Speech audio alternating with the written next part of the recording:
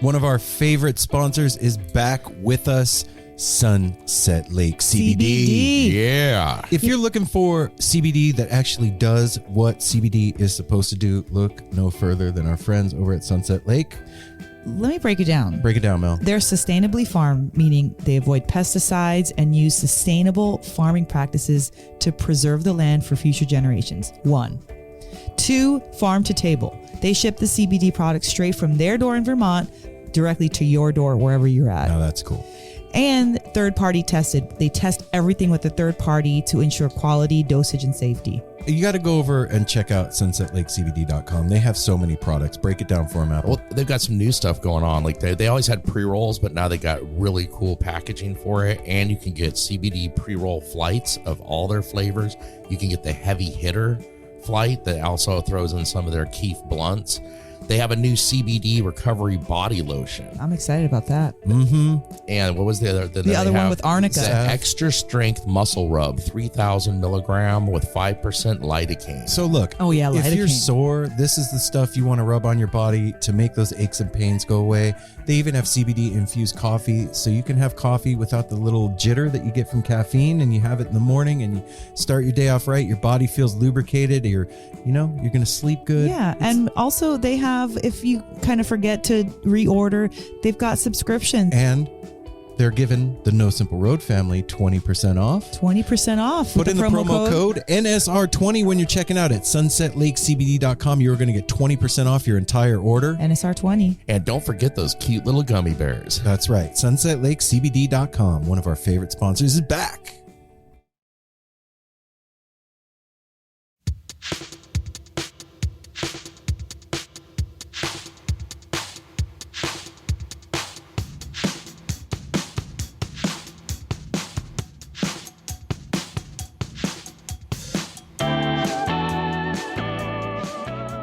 At Osiris and No Simple Road, we know that many of our listeners are making it out to live music shows all the time, and we love it. We want to help you connect with the artists and music you love so that those live experiences feel even more meaningful. We also want to make sure music fans stay safe when they're out there having fun. The unregulated sale and use of substances is common at many live music events, and unfortunately, so is drug misrepresentation. Boo. Boo to drug misrepresentation. That's Definitely. not nice. We're proud to partner with DanceSafe to raise awareness about this danger. DanceSafe is a non-profit organization that provides adulterant screening services as well as peer-based education to help support people in making informed decisions about their health and safety. DanceSafe prevents harm from consumption of misidentified substances for thousands of people every year. When you're out there seeing your favorite artist, dance like nobody's watching. But dance safe, because your life can depend on it. To donate or learn more, visit dancesafe.org and look out for their booth at your next music event. Even if you take a risk, you should still be safe about it. Right? Yeah. Wait, if you're safe about it, are you still taking a risk? Yes. Well, yeah. Yes, because you could be like, I'm going to jump off that bridge, but I'm going to have like a parachute on. Yeah. You know? So Dance Safe represents the parachute. Yeah. I've seen Dance Safe booths in a few documentaries. I've never actually seen it at a show that I we've been haven't, to. or I haven't paid attention. I They're should say. at. Yeah, we might have missed. All they're the at, bigger like, raves. Yeah. Yeah. I saw them at Nocturnal, And Okay. taking care of people and if making you sure. That's guys out there awesome. don't know what they do, if you get some substance at a show and you're not 100% sure what it is, you can bring it to the Dance Safe table and they will scratch a little bit of it off onto a plate and with a test kit, test it to make sure it is what you think it is. So you're not taking like bath salts or fucking some crazy shit. Yeah, man, you don't want to get messed up like that No, out there. no. that is not And if how we want to go out. And if you want, you can order your own kit. Yeah, to we- do And at it's home. scary. We've And- actually ordered a test kit from them because we want to make sure that we're safe. Yeah. Yeah, we've been behind them for years. So- And just to make something clear, too, we joke on here a lot about safety third, but this is one instance where safety is first. Yeah. And we all know like, that's yeah, a joke. it's a joke, but like, take care of yourself, Yes. guys. You can really fuck yourself up. Then once you go Yeah. dance safe, then you can dance recklessly. Yeah, so like I said before, if you want to donate or learn more, visit dancesafe.org and look out for their booth at your next music event.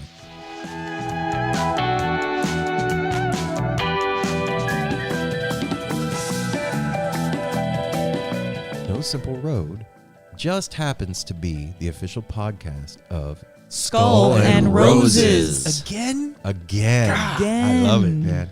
celebrating the music and community of the Grateful Dead on April 2nd through the 5th, 2020 at the Ventura County Fairgrounds in Ventura County, California. Guys, these fairgrounds are so cool. Yeah, they're really fun. Right on the beach. Right on the beach. This lineup is smoking fucking hot this year too, man. Billy and the Kids, O'Teal and Friends, Voodoo Dead, Melvin Seals, Jackie Green, Keller Williams, Circles Around the Sun, Grateful Grass, Ghost Light. What about Big Steve Parish's band? Grateful Shred. Hang on, we're getting there. David Nelson Band, gotta be in Midnight order. North, Stu Allen and Mars Hotel, Rooster Conspiracy, Midnight North, Pink Talking Fish Are Dead, Cubensis, Full Moon Moon Alice. This is so many bands. Jerry's Middle Finger, Dave Harrington's Merry Pranksters, The and Alligators, Big Steve, and the Ass Bites from Hell. The Ass Hell Bites yeah. from Hell. And that's not even the whole lineup, You y'all. gotta be kidding me. No. So if you enjoy Grateful Dead music, if you enjoy festivals, if you enjoy having fun and community, this is the spot. And quite frankly, too many bands. There's too many. No, there's never too many That's bands. true. Go to skullandroses.com and pick up your tickets, or you can head over to nosimpleroad.com and there's a link for tickets over there too. Passes are still available. Get them while they're hot, man. This thing's going to sell out, and then you're going to be at home bummed out that you didn't go. And plus, you don't want a cold pass. No. What? You said get them while they're hot. Oh, that makes sense. So yeah, Skull and Roses. Okay, Do it. Skull and Roses. Yeah. What?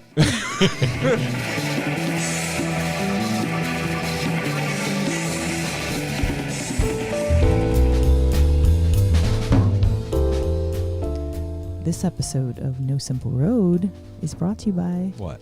Define Define Premium Premium Cannabis. Define. Yeah, so Define has 2 locations, one out in Hillsboro And then one in Forest Grove. one in Forest Grove. And Apple, our wonderful host over here, will be working Monday I'm through smiling. Friday. He is, and he he's is folding his wonderful. hands. Gotta He be. looks like a good boy. Dude. But he will be there taking care of all of your cannabis needs. Like what, Apple? Well, if you want to come in, whatever ails you, your mind or your body, or your mind and your body, come in. Or your We'll- mind's body. We'll hook you up. We got all the great premium flower. We have your topicals, your edibles, your dabbables, your vapables. We got it covered. Yeah. We got adding new products all the time. One of my favorite recently, I think I said this last week, Crop Circle chocolates. Yeah. They And are when amazing. you go in and get your Crop Circle chocolates, you will get 10% off if you mention that you listen to us. Yeah, No walk in Simple there Road. and go to the Hillsboro location and walk in the door, show them your ID, and then you're going to go in the back, and then you're going to say, hey, I'm part of the No Simple Road family. Can I please have Apple 10 my bud? And Apple will come floating out of the back in a cloud of So dust. you're not going to go in the back. No. Apple comes No, floating no, out of the nobody Well, can come behind the It does counter. kind of feel like you go in the back. Yeah. And he's going to say, may I help you? And then you're As going I to tell him do. what you want, and he's going to magically make it appear at his fingertips, and then you're going to get a free t-shirt and 10% off, and you're going to visit one of the locations. I hope you've been practicing your prestidigitation. That's the truth. Yes, I Prestidigitation. carry my wand with me at work. Okay, And good. that is also, that's how I educate people. Yeah. My He uses a wand. magic Okay. wand. No, but if you don't know stuff, come in. We'll take our time with you. We will educate you, mention you, listen to us, get that 10% off, and you also get A free T-shirt. absolutely. Thank you, So Andrew. come on over to Define in Define. Hillsboro or Forest Grove and take care of your head.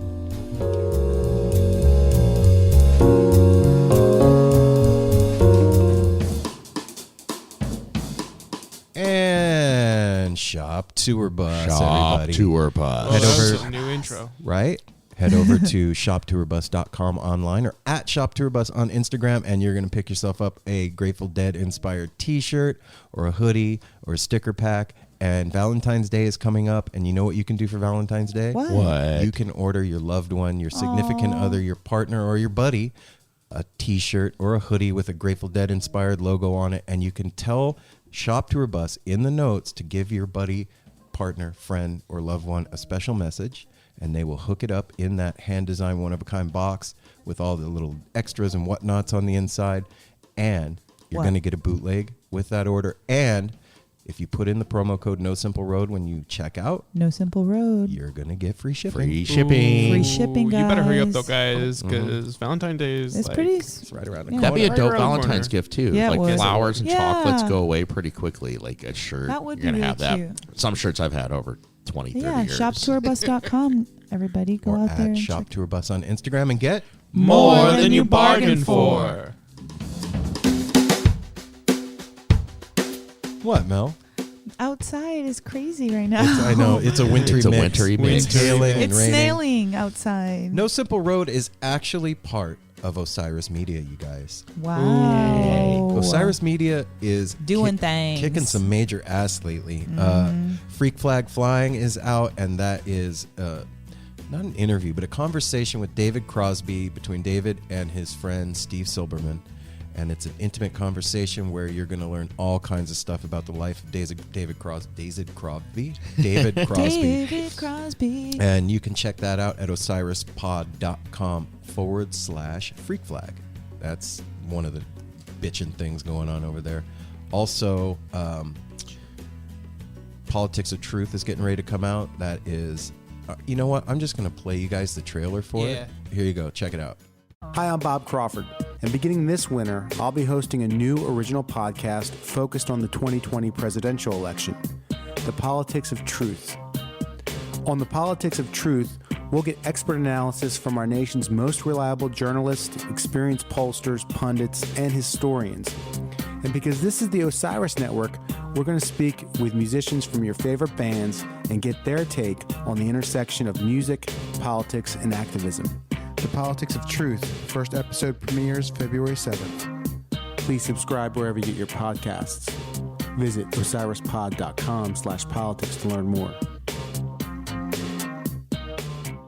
I honestly think that that's really cool what he's doing. Like, I think that that's important. I'm as fed up as I am with politics in general. I think It's aggregating approaching it from a different. Yeah, looking at it in a different Like, light. in a different Yeah. light and aggregating it from aggregating the news from the sources directly instead of getting it through some And weird here, I'm not a filter. big political person, but I'd be interested to hear what some of the musicians that we like, what their, I think Yeah, that'd what be a their lot of thoughts people are. don't talk about it. So, Right? Yeah, this will be interesting. Because people are so gung ho. It's like kind of like a football team. It's even worse. It's A yeah. lot So of- if you start talking smack, then all of a sudden you lose respect. So people just like Dolly Parton. She don't be talking about politics. No. Mhm. Nope. So, and also, this is not part of the Osiris Network, but they are a friend of the show. We want to shout out the Earfloss podcast. Earfloss. Earfloss is a music history podcast, comes out every 2 weeks, and they take a look at a different band or musician and talk about the life, history, career, and the music.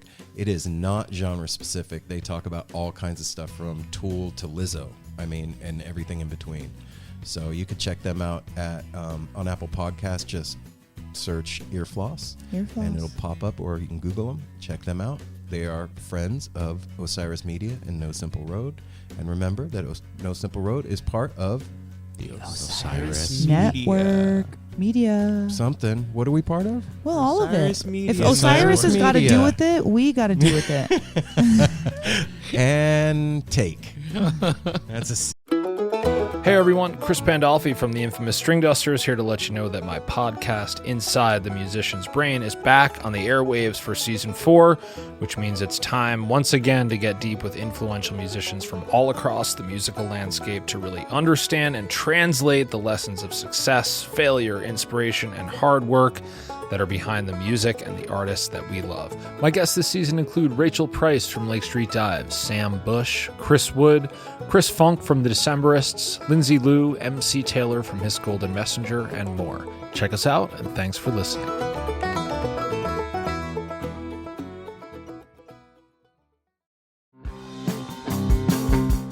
We're so excited to tell you a bit about today's sponsor, Music Masters Collective. They are a nonprofit organization that produces unique music events, providing opportunities for fans and artists to meet and collaborate in an inspired and creative atmosphere. Music Masters Collective events give you the opportunity to learn from world-class musicians like Otil Burbridge, Steve Earle, Richard Thompson, former members of the band, the Milk Carton Kids, Nikki Glaspie, the Fab Four, and Sean Colvin, and so many more. At an event like the Milk Carton Kids Sad Song Summer Camp happening this July, you can expect immersive classes, evenings of entertainment, excellent food, and a space for a lucky group of folks to learn, co-write, workshop, and perform with like-minded peers, all with the guidance of Kenneth Pattengale, Joey Ryan, and some of their favorite songwriters. This all-inclusive week in the Catskill Mountains of upstate New York is guaranteed to be magical. Scholarships are available and spots are extremely limited, so visit www.sadsongsummercamp.com/simple to learn more. That's www.sadsongsummercamp.com/simple. Check it out.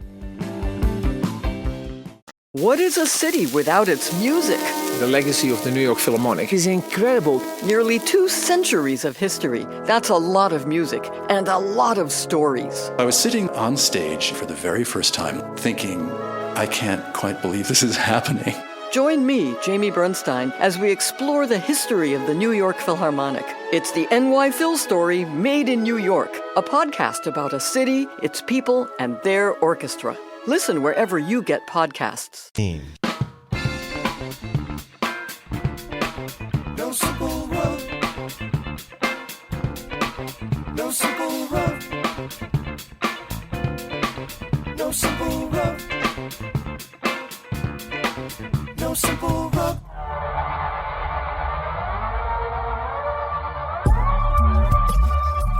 No, we didn't. I don't even know what you're talking about anymore. What? Don't say that word. What? Derry Cosby or whatever now. you said.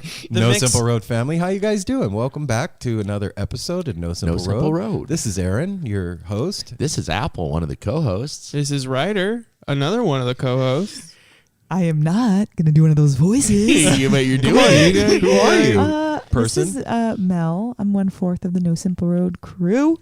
And 1/5. welcome 1/5. to... Yeah, there's Darwin. Darwin's underneath my welcome feet to the right now. porch. Actually, welcome to the our dining room. It's a wintry mix out. But it is now. nice It's because mostly from our right now. dining room, we can directly look right. We are looking out at the porch Mhm. where we would normally be. But there's, as Aaron has said today, there's a wintry mix of 10 hail. And it's been like hail and rain and sun. sunshine. And Portland it just can't make up its mind Yeah. what it You wants know what? to do. It has made up its mind. It's going to do it all. Yeah, It's gonna it do whatever it said wants. It does whatever the fuck it wants do to. what I Does, want. Yes. So this week, we have something very special for you Oh, guys. this is so fun and special and cute and awesome. This is part of our lead up to going to Skull, Skull and and Roses. Roses. Yeah, and if you haven't Boom, got your boom, tickets, get boom. your tickets for Skull and Roses now. Go to skullandroses.com or nosimpleroad.com and click that thing, and you will get tickets to Skull and And Roses. you will have a Click that real thing. good time. Click it, and ticket. Whoa, thanks, Mel. I like it. But what I was going to say is this is part of our lead up to Skull and Roses, and this week's interview is with Big Steve Parish. Yeah. You know, Yay! there's been milestone moments for us. Oteil was a huge milestone. That was like the first big name guest we had on the show. He's still a friend of the show. Yeah. Shout out Oteil. What's We up, Oteil? love you. Love you, brother. Yes. Oteil's going to be at Skull Skull and and Roses. Roses too. Oteil Well, and friends. And then he's going to be up here with Oteil Yeah. and friends. Couple So- weeks before. So, like I was saying, though, there's been certain moments that have been a big deal for us. And talking to Big Steve was definitely one of these moments for all of us. I was so stoked to get this set up and have it happen. And I guess I went into it with an expectation of what it was going to be like. And that expectation was just completely blown out of the water.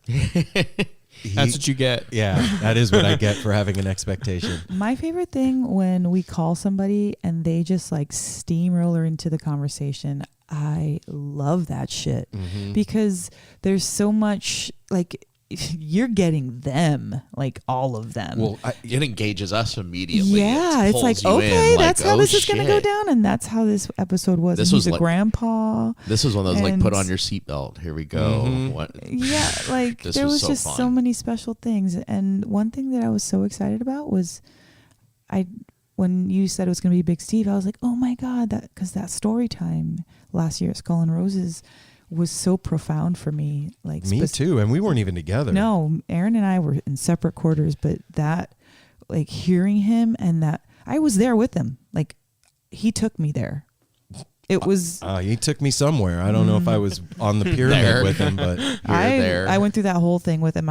And then he told a little bit of the story during our interview. Yeah.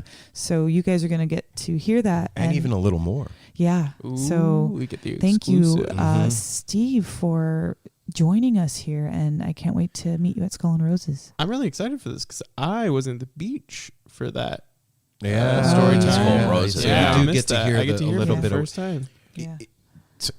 He is such a integral part of the Grateful Dead family. Well, he is a part of it. Yeah, like this, just a major part of it, and being recognized by that after being a fan of it for 30 plus years is a big deal to me personally. Yeah, this is one of the dudes that made it happen Yeah. night after night. Literally. Yeah. Like carried Jerry's Putting guitar. the wall of sound up, Yeah. and tearing it down, and getting it to the next place. The dedication that it takes to do that. Pardon the pun. Dedication. gosh. Get it? I was trying to be serious. Sorry, go ahead. No, but To the it's one true. line. Like, he talks about it again in the interview, but like putting the wall of sound up and then taking it down. Like, so what if they were only doing one show, maybe 2 shows?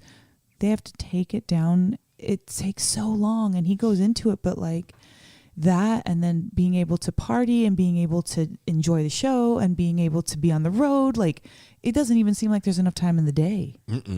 No. When he gave the schedule of what his day was like, I could maintain that for maybe a week. No, I think you could, babe. I don't know. Not And now. he's got a ton of well, energy. not now. Well, he did this when he was younger. Yeah. Maybe Ryder We're could all do it. younger. Ryder's got them young genes. Yeah, I could probably do it. His genes haven't been destroyed by chemicals and time. No, but I'm working on it. Yeah, he's chipping. He's Chipping yeah, away at them chipping, genes. slowly He's chipping definitely away. working on His it. genes are going to have holes in them just like mine. I don't know, man. Talking to people like Steve and Who's like Steve? Big Kimmock was another one that was in the same vein. John Cadlicek. Yep, that's Reed Mathis, Yep. another one. They are not only storytellers, to me it's like a bard. It's poetry and storytelling at the same time. It transports you somewhere with words, and it's almost like listening to music to me. And that's what struck me. I told him that when we very first started talking to him. That's what really struck me of course I knew who Big Steve Parish was. But when we saw them at Skull and Roses and they did that rap, it blew my mind. Like, it reminded me of listening to the acid tests in '89 on a puddle. Like the Beatnik poem. That Kimmock told at the end of his interview. Yep. Yeah, man. Like, it really brought me back to that, and it made me reappreciate what the Grateful Dead community is and what it does, and the people that are tending the fire of it. Like, that's the elders of our tribe. You know, if you think about it, those are the chieftains, And they're very welcoming. The other thing Yeah. that this was, like you said, it's very flattering to have these people talk to us and be so open, because it's kind of a peek inside and a welcome, like welcome in. Here's a story about, my friend Jerry. Yeah. And to be able to hear that directly being told to us is just an honor for people like Steve to do this. Yeah, man. And like we were, jokingly at the beginning of this, we were talking about Skull and Roses Festival, but in all seriousness, man, if you can swing it, you should really come. There's no other festival like this. You're not going to go to another festival and have 4 days of Grateful Dead music. You're just the best of the best. Yeah. Like this, and it doesn't get repetitive or anything. Like we I talked to was several really people. concerned about that. Well, and, remember a few of them. They were like, we kind of like everybody. They don't all know each other's sets, but everybody knows. Like, okay, they're gonna play this one, so you don't hear the they hear same each thing other again and practicing. again. Well, and stuff. I think Apple said it to me before we went down for the loud. He's like, I wonder how many St. Stephen's we're going to hear this weekend.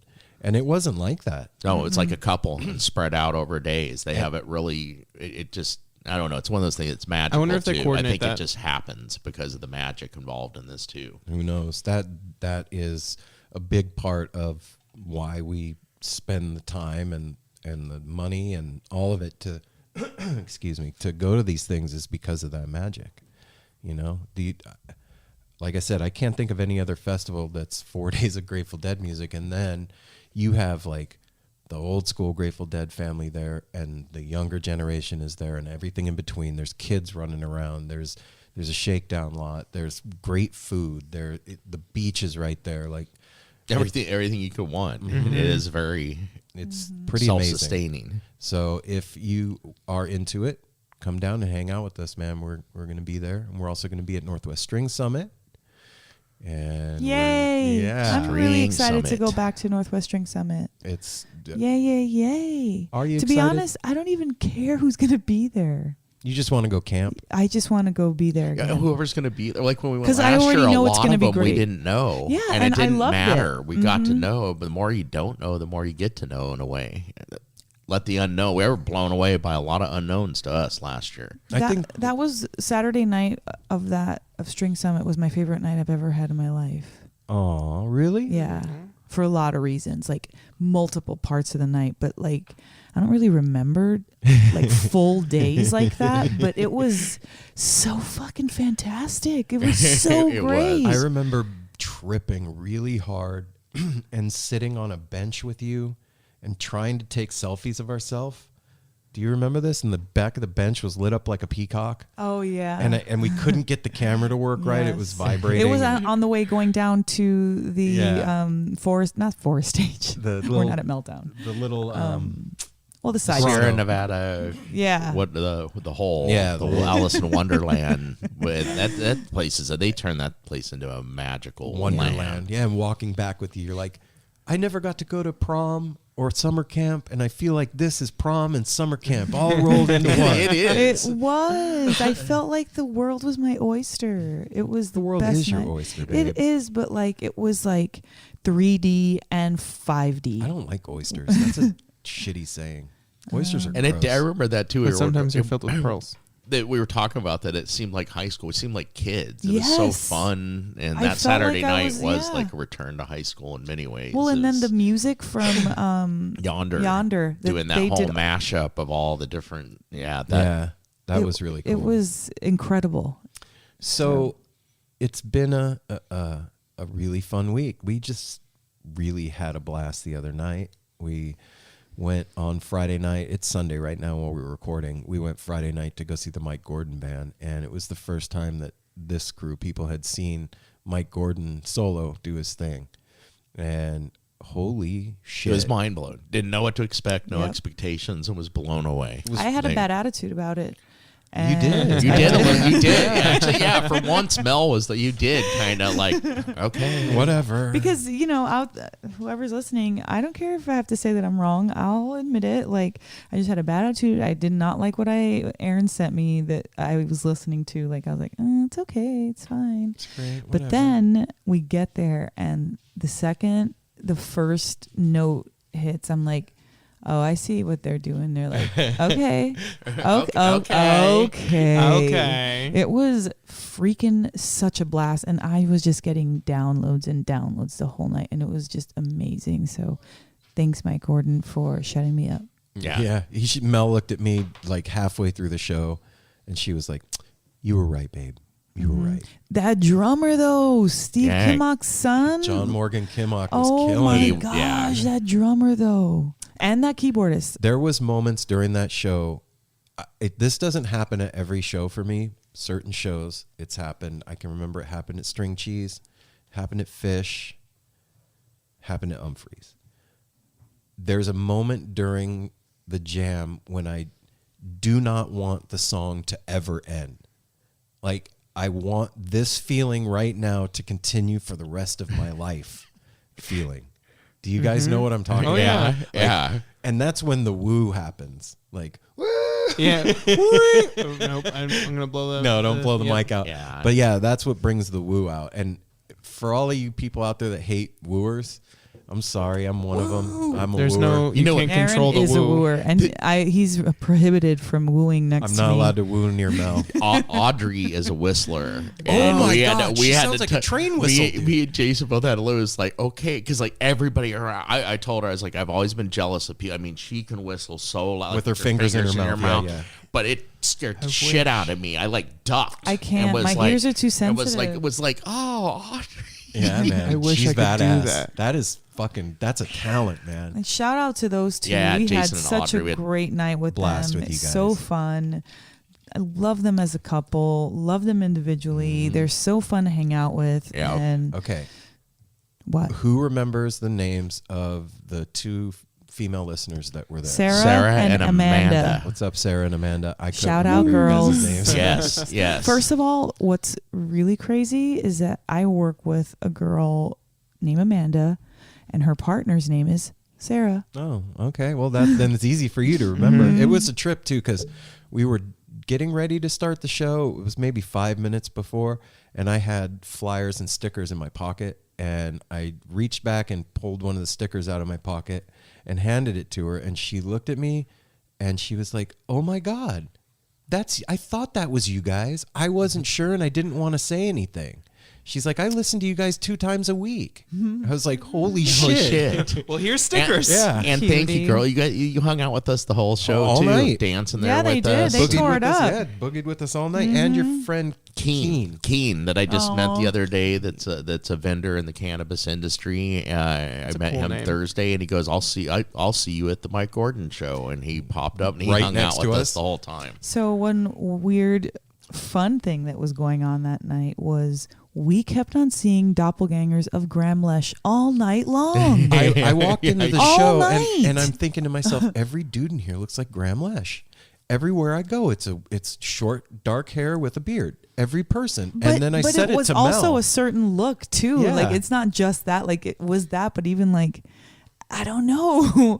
There was a guy with the martini shirt on, and he really, really looked like Graham and then Lesh. you turn around and there's Graham Lesh. And yeah, somebody that kind of looked similar, so it made your eyes kind of tricky. And People make love it- you, Graham. Yeah, I thought it was shout just out, me, Graham. and then I said it to Mel, and she was like, "Yes, me too." I was just We thinking all the same three of thing. us was like, uh-huh. Because that guy that walked When you by said that that, looked- we were all looking at like a different one. It was like that like Is that Graham Lesh? Yeah, he's over there. Oh, wait, what? Yeah. So shout out, Graham. Yeah, man. That was another of these milestone moments. I mean, having one of the Lesh family on No Simple Yeah. Road, that's Yes. kind of a big deal, man. That, I mean, musicians are just people, and yeah, I get it, and I understand that, but there are icons in the music industry. There are stars. Always has been, yeah. always will be. Yeah. Yeah, and it's a big deal. when we always get to will talk be as to much them. as they can. Speaking of which, if you guys are interested in No Simple Road, Which we hope you are. Yeah, if you I listen think every you are week, if you're listening. You're probably interested if you're listening. probably. Listen, here's the deal. Sorry. Here's the deal. You're allowed to say stuff. Aaron just looked at me like, okay, dude. Listen, here's the thing. What's the thing? This costs money to do, and the way that we pay for it is with Patreon. If you don't know what Patreon is, go check it out at patreon.com/No Simple Road. That's our Patreon page. And that is how you can get involved monetarily with the No Simple Road podcast. You can sign up for $1 a month, $2 a month, $5, $1,000, up to you completely. Cute dollars. 1,000 would be cool, though. I'm down for you to all sign up for $1 a month, and You're down for that? totally down. I'm down. If everybody that hears Help this us signs up for do $1 a fun month, Stuff. That'd be amazing. Things will be different. Amazing. So that's patreon.com/No .com. Simple Road. Also, you can go to nosimpleroad.com and go to the family tab and sign up for the newsletter. You can also go to the Merch. gear and get some merch. We got t-shirts and hoodies, and I think there's some stickers left, unless I gave them all away over the weekend. I think I got a few. But we'll be getting more. Yeah, we'll get more. Also, if you are into Reddit, there is r/No Simple Road. There is @No Simple Road on Facebook, Instagram, and Twitter. And follow us on Instagram, because that is the main communication hub of the show besides the website. And am I missing anything? Discord. That was pretty thorough. Yeah. That Yeah, was Discord. getting good at this. Yeah. Memory thing. It's the what do you call it? Ginkgo biloba that I haven't been taking. That's helping my memory. No, I See, it's very good. Oh, I know one thing we're missing. I was just going to say you're usually really good with numbers, but not necessarily names and things. 971-808-1524. There we go. Call us. Okay, and We haven't had any reviews from Apple I'll give you a review. Apple 4 What? star. You said no reviews from Apple? What I mean? Yeah, no. guys. Ha cha cha. When you, Melanie does if you all the listen right on things Apple, when no one is looking. Oh my gosh. I don't even know where to begin after that. Sorry. Go ahead, Ryder. Go rate us real quick right now. You can do it while you don't have to pause. You can do it while you're doing things on your phone. Right now, as you're listening to my voice, go to Apple Podcast app, find our little thing, and give us 5 stars. Our little thing. Our show. Give us 5 stars. or Or also give us whatever. take but take a minute and leave a review there because Mel really loves reading They're those reviews. fun, guys. She gets so well, we all get excited, but Mel gets really Yeah. she gets the most super excited. about because it. I just like words. Oh, it's sunny again, by the way. And in case you were like, what does it matter if I leave a review? If I leave 5 stars, here's the deal. It matters. We give you good energy on the backside too. That too, but That's the there funnest are part. charts for podcasts. Yep. And when you leave those reviews and you do True. the 5 stars, we go up on the charts. And we are in the top 100 music podcasts in the country. We are also in the top 50 music interview podcasts in the country. What was the one we were talking about the other day? Is it We are also Sweden? on the charts in Finland. Finland. Yep. Thank you, What? Finland, guys. Finland. Thanks everyone in I Finland. didn't Thank you know very that. much. You know, Finnish people dig No Simple Road. Yeah, right on. Thank you guys very much. So, you know, that's the reason that we ask for the reviews. It's not an ego thing. It has to do with the charts, and that helps other people find out about the show. It helps But the show also, grow. it makes us We're feel good. also in fierce competition with Andy Frasco. Yeah. And we're losing right now. Oh, all the we're getting time. Oh my pounded.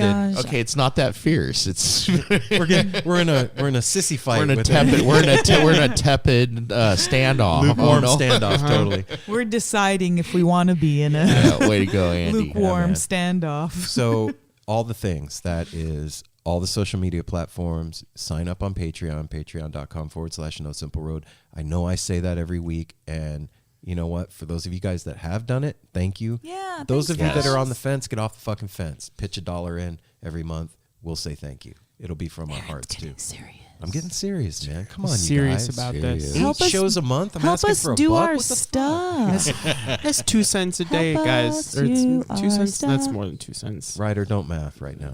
We don't need your 2 like- cents on Yeah. this one. It's like 3 point something cents a day. It's pennies a day, guys. But we're gonna get you to the show now, to the interview with Big Steve Parish. Should we do that? I think we I mean, should. we can. This is really cool. You guys are really gonna dig Yep. this because we did. So get yourself comfortable, adjust your headphones or your volume or wherever you're at. Get yourself cozy, and without further ado, the No Simple Road crew gives you Big Steve Parish. All right, here we go, guys. Okay. Ready? Yep. On your marks. I don't know. No, don't do that. We're gonna call Big Steve. Yay. Yay! Here we go. Big Steve Parish on No Simple Road. No big deal. It's kind of a big deal. It's a huge fucking deal. Trying to act like it ain't a huge deal. Cutie patootie. Well, hello. Big Steve. How you doing, man?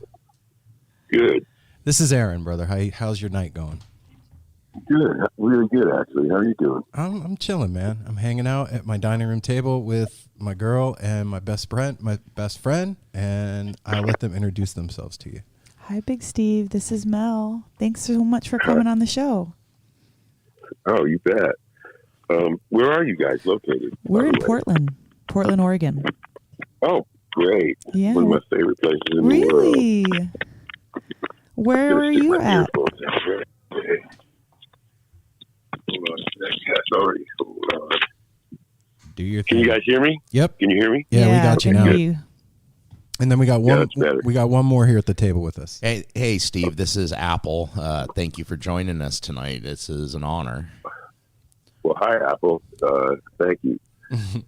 So, Are we recording right now, or are we going live, or how are we doing this? We're recording, and we have the Okay. ability to edit. You can say or do whatever you want. There's no rules here, man. Okay.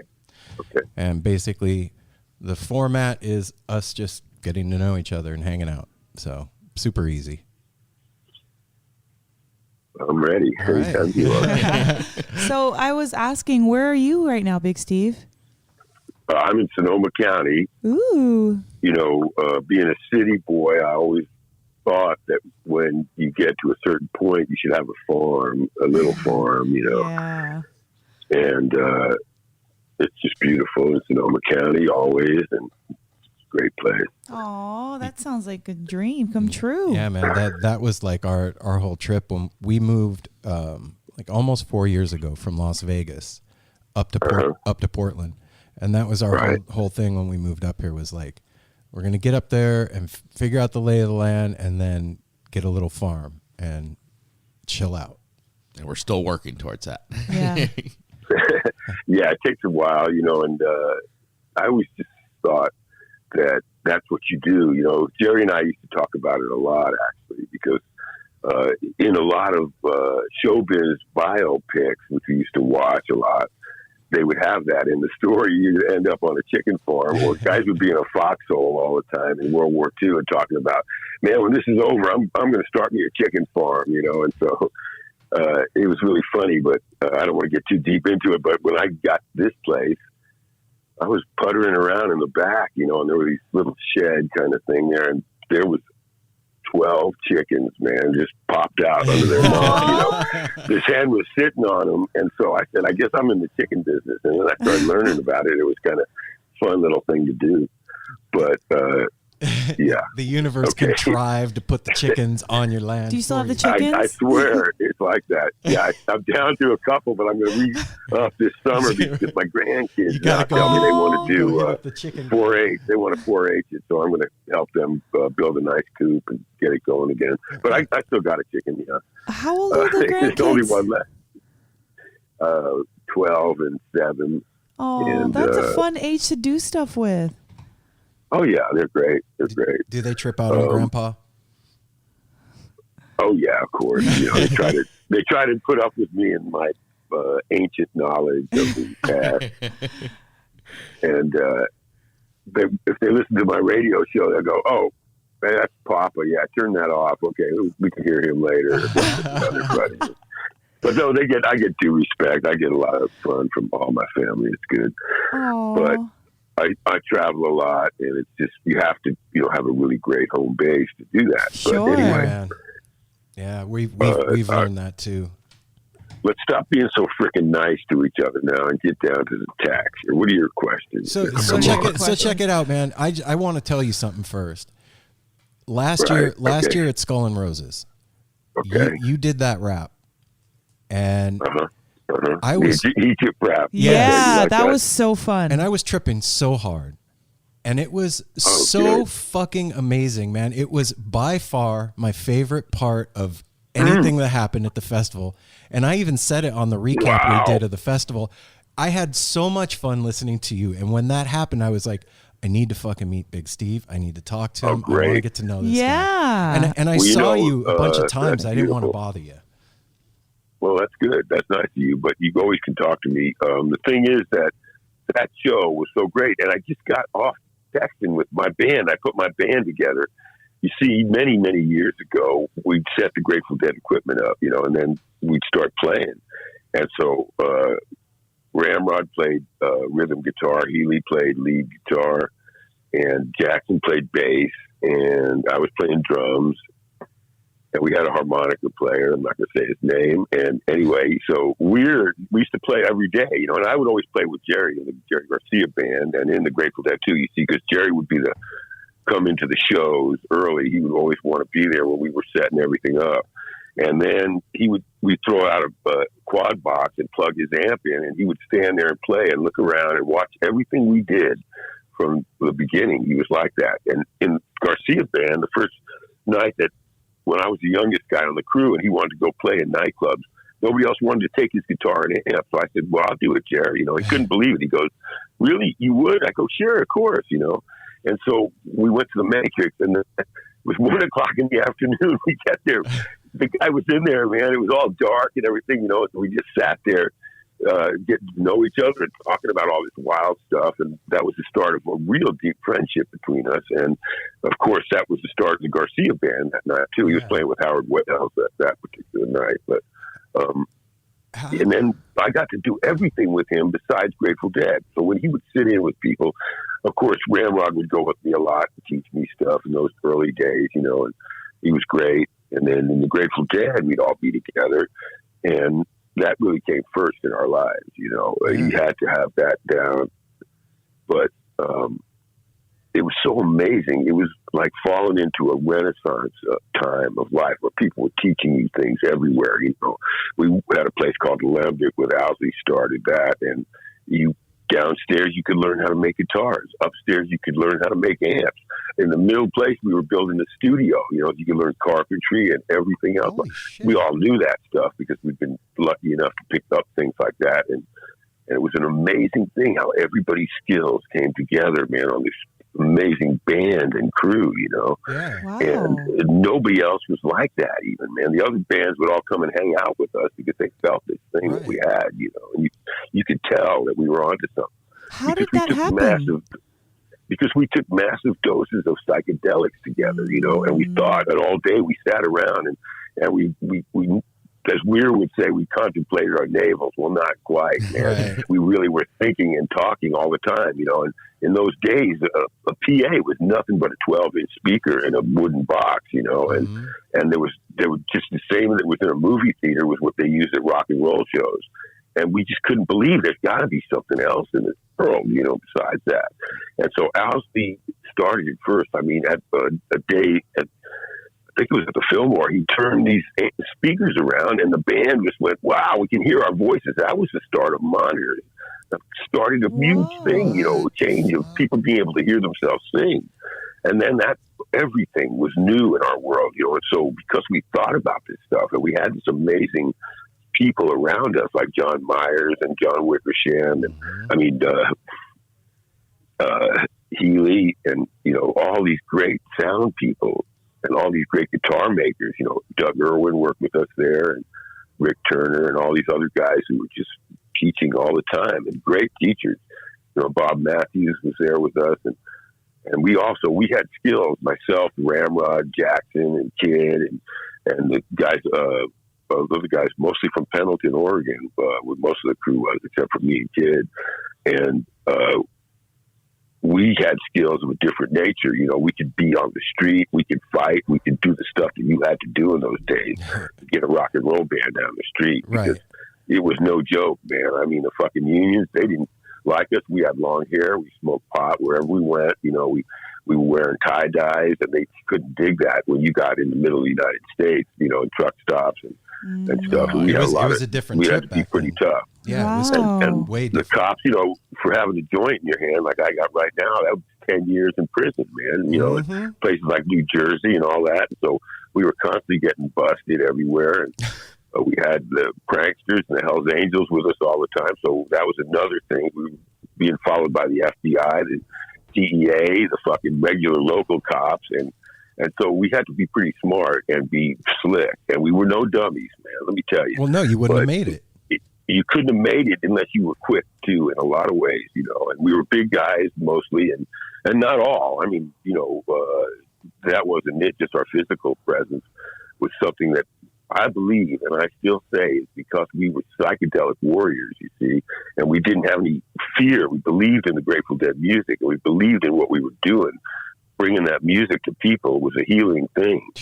And it's like I sometimes feel now, like, in Moby Dick, like here I am, left to tell the tale of all these guys that are gone now, man, And even, Jerry and Pigpen and Janice and all these people that we lived in this world with, man, it was just a whole other world.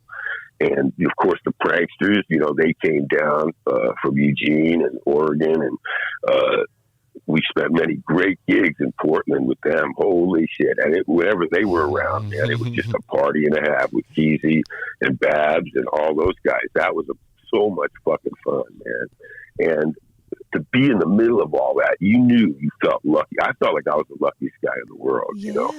And you would just wouldn't believe all the stuff and all the people that we met. I go over it all the time, and it's never ending when you think about all the other musicians and the great artists that we got to deal with, and everybody came to the Grateful Dead. It was like a cultural thing, you know. It's not and over. So, like, I remember standing on stage with Joseph Campbell, and you know he was there because Mickey had got him to come to the show, and he loved it so much he came back time and again and hung out with me, you know. And here's this guy who wrote all this great books about mythology, you know. We revered him and knew about him, you know.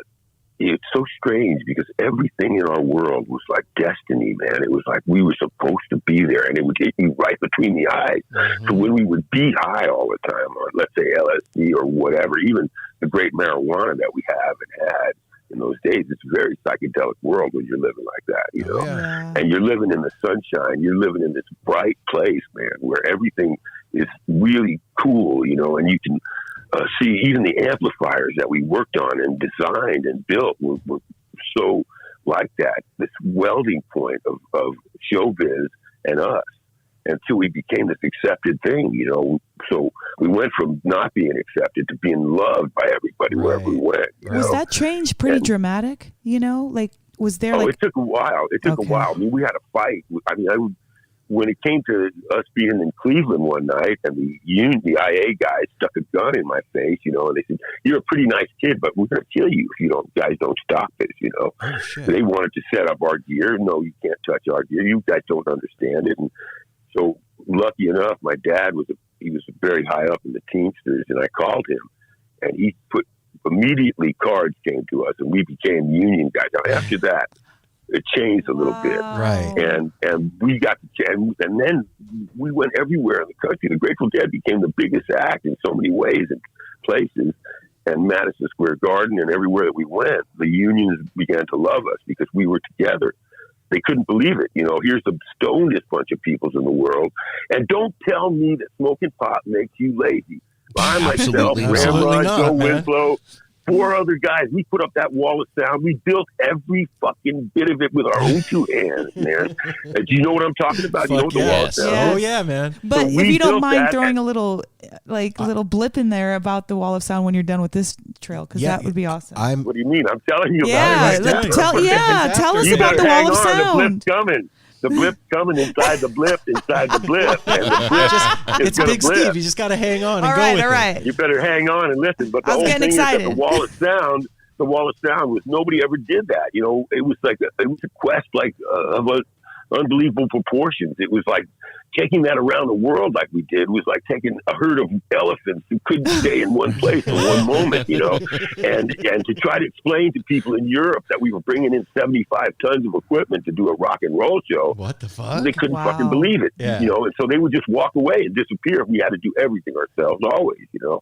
but we put that thing up day after day, one-nighters, and I defy anybody to tell me that they could smoke pot like we did all day and still do that work. And no one ever got hurt. And it was dangerous, 35 feet in the air and stacking up these things, you know, and heavy stuff. How did you have time to do anything else but build up and tear down? They didn't. Because we were Superman. I can't explain it. We had to get up. We had to get up at 6 a.m., right? And then you had to be out to the hall by 8 o'clock, and the truck doors had to be open. And then by 10 o'clock, all the trucks were empty. You know, if it wasn't, the scaffolding had to be perfect the night before. The scaffolding crew had to get that just right, otherwise it didn't work. So if that was correct, we could then start erecting the speakers. We put them all up, and that took till about noon, and they were up, and 4 of us did that, and then we got down and wired it after we got a small lunch at about noon, and that was 1 o'clock. We were done wiring. I'd say about 2 o'clock we're done wiring, and we plug everything in and test it. Start doing some routine testing of the speakers, and then the band came in about 4 o'clock, and they started sound checking, and so we would start by about 7 o'clock, we stopped for dinner. You know, sound check would go a couple of hours or 3 hours sometimes. And then the doors opened about 7, and the show was at 8, and we stopped at 1 or 2 in the morning. And then 4 hours after that, we loaded out and then we drove to the next town. And so there was no time to fuck around, man. And you didn't fool around either. No. And it was dangerous if you couldn't do it, and not many could.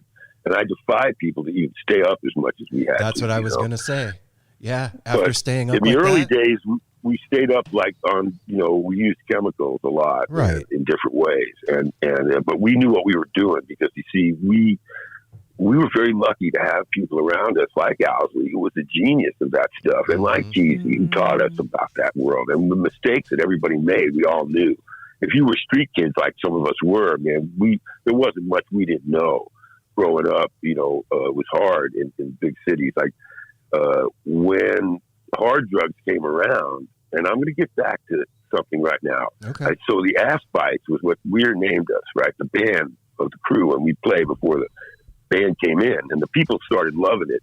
When they sometimes, it would be where we would play right before the audience came in, and they would come in and listen to us, and we started getting pretty good, Right. And Jerry would tell me that all the time. He said, "You can play drums with anybody in the world now. You realize that?" And I go, "Yeah, I ain't leaving you, boss. Don't worry." Mm-hmm. But the thing is that then now they asked me for this Skull and Roses to put a band back together. So I've got the roadies. I got AJ, who now does Weird Gear, Mike McGinn, who does sound for the Wolf Brothers, Vadim, who does gear for O'Keel and the Wolf Brothers, Don Was. And so Was is going to join me, and he's going to play bass, and Vadim's going to play drums with me and switch off, and we're going to do vocals together. It's really going to be fun. We're doing that at Skull and Roses. The Ass Bites from Hell rise again. This is the historic night. Yeah. We just finally got it back together, you see, because I had the gauntlet was thrown down before me, and so I'm stepping up. Got to pick it up. But anyway, anybody else got any questions? Oh my gosh. Yeah, I got one. I want to get heavy with you for a second. All right. So check it out. I'm almost 50. Apple's 50. So my first Grateful Dead show was in 1989 at the Forum in LA. And 1989 at the Forum in LA. yeah, Okay. in February. And I walked in that show one person and came out another. My entire life was changed from that show. And that world, the Grateful Dead world, has given me a really beautiful life, man. I toured in a school bus. I raised a family. I do this show. I get to talk to you. All that stuff happened. What do you, because you have a unique perspective, man. You were in it. You were part of that whirlwind that picked me up and yeah. Well, I remember that show, and it's funny that you say that because the Forum is one of the worst halls in America to work in. My fucking face melted there. And yeah, see, that doesn't matter. And no matter where it was, where the Grateful Dead were, it transformed into a temple. You see, we felt that. If you were enough of a person to understand that, that's why you were there. And that's what I'm talking about, this destiny thing. I mean, no other band in the world ever played at the foot of the Great Pyramid at Giza. No. And no other band ever did it the way we did. And we stayed there for weeks, man, and got to know the place and got to know all about Egypt. And there was Kesey with us and all our friends and a couple of Hell's Angels too. And we were there night after night in the Sahara Desert riding camels and doing amazing things. And then we find out, if I told you all that it took for us to get there and to bring all our equipment there and to get all our families there and friends, and what we did was crazy. We had to go to the State Department and go through all this stuff. And there was a window in time where the Egyptians and the Israelis were having peace talks. Because Jimmy Carter was president, and there was a window opened up, and Egypt let us come there, man. And we built a soccer place for the kids, and we played and lived at the Mina village right where the pyramids are, man. And we climbed the pyramids, and we hung out the pyramids every day. And then we went all over Cairo too, and all over Egypt. But the thing is this, that 25 years later, it was actually about 15 years later, I found out that we were there on June 14th, 15th, 16th. There was a full eclipse of the moon at the show, right? Yeah. And we played there, and we knew this before we had gone, because in the Haight-Ashbury, we used to, when we get high, we would read the Egyptian Book of the Dead. Have you ever heard of the Egyptian Book of the Dead? Yep. It's the book the Egyptians, they wrote it 5,000-6,000 years ago, maybe 7 or 8. And it had stuff in there that was incredible. And one of the things that in the beginning, it says the sled of the dead will be pulled by the Grateful Dead in the afterlife. So we always thought that was cool. There's the name Grateful Dead in the Egyptian Book of the Dead. Well, I didn't know that. Then it was pointed out to us later, and I didn't even know this either, because I never read the whole thing. But in the back of the book, and in one of the later chapters, it says this: the Grateful Dead will make a great noise at the pyramids 25 years before the dawning of the age of Aquarius. And by God, that was the exact freaking day we were there, man. A full eclipse of the moon, playing at the pyramids. And why were we there? And why does that book that was written 5,000 years before, how did it know the Grateful Dead were going to be there at that spot? You know how we felt, how I felt when I found this all out, man. And it was even after Jerry, it's mind-blowing, man. Yeah. And I realized that our whole lives had been led this way just from when I was a child. And every step I took in my life brought me to this place, you know. What was the meaning that you acquired through that? Like when you guys all like tripped out, like, holy shit, what came of it? Nobody knows. Nobody even talked about it. Nobody's ever sat down, and we haven't ever all talked about it. We knew at the time that we were on some journey that was unbelievable, you know, to be in this place and to see all that we saw and what it opened up for us and what it meant to be playing at that spot and all the stuff that went down. My God, I can tell you stories about how a busload of American tourists pulled up, and we were sitting in front of it, me and John Hagen, and we just, you know, we're taking the putting the cymbals on the drums and just getting ready for the show that night. And this general came up to me and said, "Do you guys realize where you are? Who gave you permission to be here?" He started screaming at me. He was from Vietnam, you know, and he just hated the fact. He said, "You rock and roll trash. What are you doing here?" And I told him, I said, "You know what, man? We're here because we're supposed to be here." I just gave him such a hard time. His General Osmansky was his name. He was a real artillery general in Vietnam, and I knew who he was. And I'll tell you about that some other time. Okay. But I had to tell him about, you don't have no idea who you're talking to. And he couldn't believe it. He stormed off, and he wouldn't let those Americans come off the bus even to see us there in front of the pyramids, where everybody else was so great that we were there. But that was just indicative of what it all meant. You see, nothing could stop us is what I'm trying to tell you. We were there. What we went through to get there, to get all our equipment there, to be there, and the expenses that we put out, and it's just why. And then to find that out, that it's written all those years before, it does put a chill down your spine. How was the literal show that night? Oh my God, it was like unbelievable. You know, I can remember we had Hamza Al-Din open, you know, with 11 of his brethren from the Sudanese, you know, and they're out there playing tars in a line, you know, and Jerry grabbed me so hard because we knew Bo Diddley, and when we worked with Bo Diddley with the Hells Angels of all people, had introduced us to him, and he played with the Grateful Dead a few times, and Jerry grabbed me and he said, "Steve, listen, man, Bo Diddley, they were playing that beat. They really were on the guitar, bum, bum, bum, bum, you know." And then I said, "You're right." And then we realized, of course, you take a look at that Bo, man, he was obviously Sudanese, you know, because it's just these kind of attachments to the cosmos that was always happening to us, you know.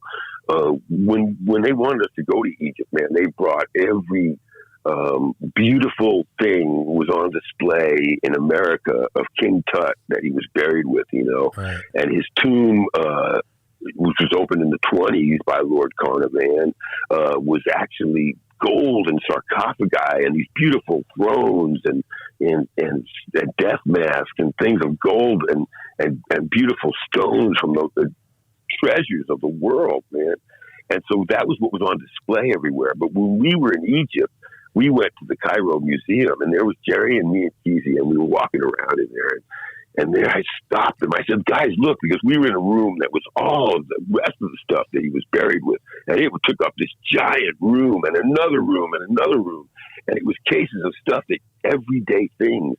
and there was a basket of cannabis seeds, man.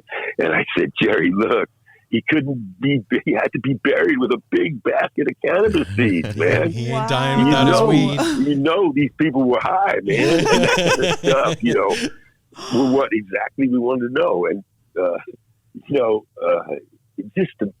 there we were, every place in our lives. There was guys like Neil Cassidy. There were guys like, Ginsberg would come around. Burroughs would come around. All these amazing people that we had read as kids and trying to be something different and educate ourselves. And then none of us went to college. You know, we were all self-taught. And we all knew that we were all juvenile delinquents. All had a lot of problems with police in our lives. Everybody, Jerry, right on down, you know. And so we knew without the Grateful Dead, that was what bound us together in this amazing way, man. And look how it still goes on. That's what I was going to say. On giving. Yeah, what do you make of that? That's what I was going to say. We built it. It was built to last. What? You know, we knew that, but it's not going to last forever because that's what Easy always said. Nothing lasts forever, and it doesn't. Well, it changes. Some things do. They change. Exactly. It mutates. Mutates, you know? totally. Yeah, I mean, when that engine was humming and it was happening on all cylinders. It was a well-oiled machine. It was a well-oiled machine. It was a thunderclap. It was rolling thunder. It really was. And you couldn't escape when you were in those halls and in those rooms, and the music was playing, and everybody was spinning and dancing, and everything was happening around you, and the colors and the tie-dyes and all of it. You couldn't escape what was going on. Mystical. It was totally religious experience to some people, you know. And if we tried to act like it was mundane work that we were involved in, it never felt like that. It couldn't, you know. So it's like Bedouins.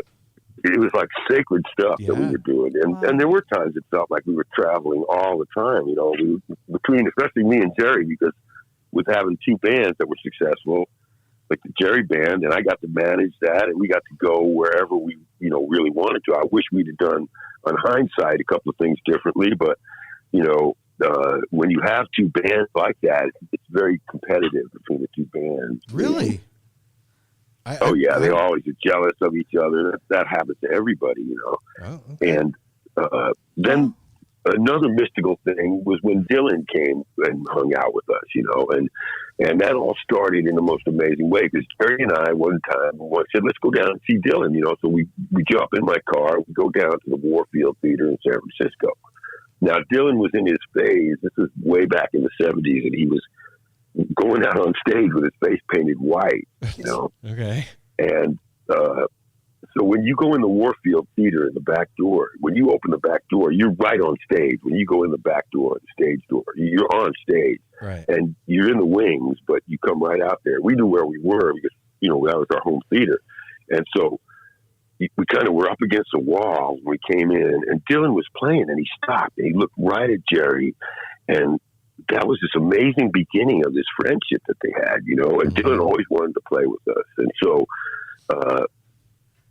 it's really strange, but I loved Dylan my whole life, you know, and when I was a youngster, teenager, I was playing his records all the time on this scratchy little Victrola, as we called it in those days that I had, you know, and his first album and his second album, you know, and so my father kicks the door and he goes, what the hell are you listening to, man? That is the worst singer. And he grabs me and he says, come on down here. And he puts on Frank Sinatra, you know, and he says, listen to this, man. Just sit here and listen to this man sing and then tell me that guy you're listening to can sing. And I said, it's not that. He's the poet of my generation. You know, I don't care. I like Frank. He can sing, but this is something different. And I believe that Dylan is singing beautifully too. So we had this argument, and he sits me down. I'm sitting down there on this couch in our family home, you know, and I'm listening to his Frank Sinatra album, and this lecture goes on. And anyway, now jump ahead 20 years or so, and then I'm waiting at the studio, in our studio in San Rafael at Front Street, and there. I'm sitting in the front room, the front office are there. You know, it was pouring rain. The guys are in the back rehearsing and playing, and I'm waiting for Dylan to show up. And I'm wondering to myself, how is he going to come here? Is he going to be alone? Is he going to be with an entourage of, a carriage. posers and people, and he's going to come in a limo, or he's going to be dropped out of a helicopter on this stormy night, and I can't figure it out. I'm looking around, and now what we did, at the studio, you take your old furniture from your home, and so that couch that I got that lecture on, right, ended up, when my mother was done with it, she gave it to me. And so it went to my house in Mill Valley. I took it up there, and I had it there.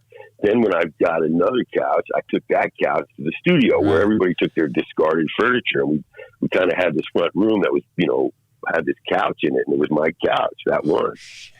And so I'm sitting there, and there's kind of a knock at the door. I go out, open these glass doors, and there's Dylan, man, and he's soaked, man. He looked like he was drenched. It was pouring so hard, and he didn't even have a shirt on. He just had a leather vest, man.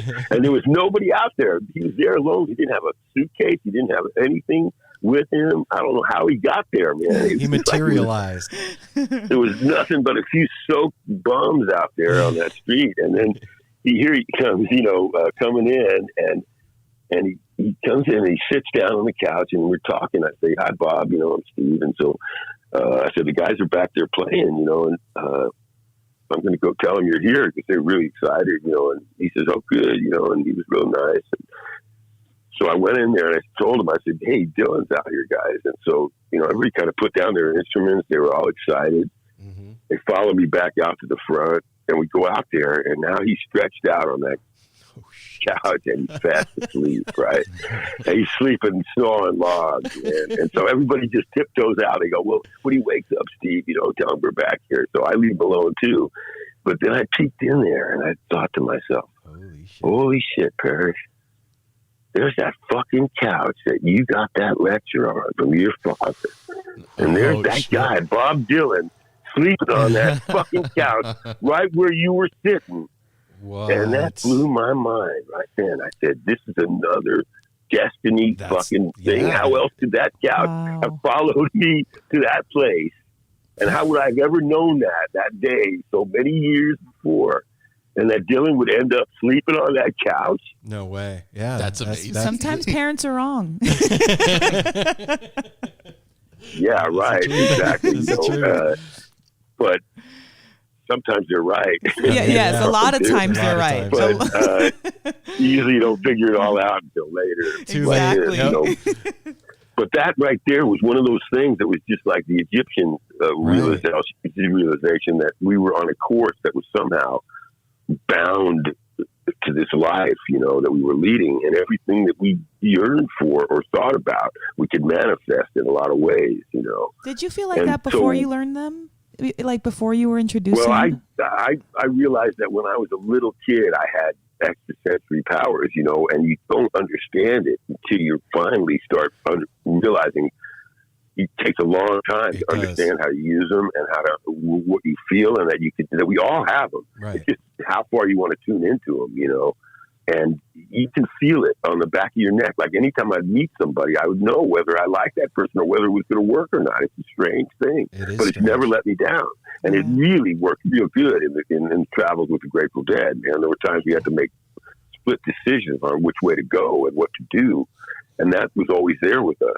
Also, it's something like when we would all be in hotels together, and hanging out, we had to room together a lot. And so you get to know everybody's intricate habits and everything about them that way.